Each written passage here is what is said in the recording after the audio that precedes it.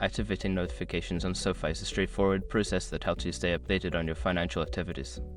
Follow these steps to enable notifications quickly. Step 1. Open the SoFi app. Launch the SoFi app on your mobile device. Ensure that you are logged into your account to access all features. Step 2. Go to Settings. Once you are in the app, navigate to the Settings menu. This is usually found by tapping on your profile icon or the gear icon in the app. Step 3. Select Notifications. In the Settings menu, look for the Notifications option. Tap on it to view the available notification settings. Step 4. Enable Notifications.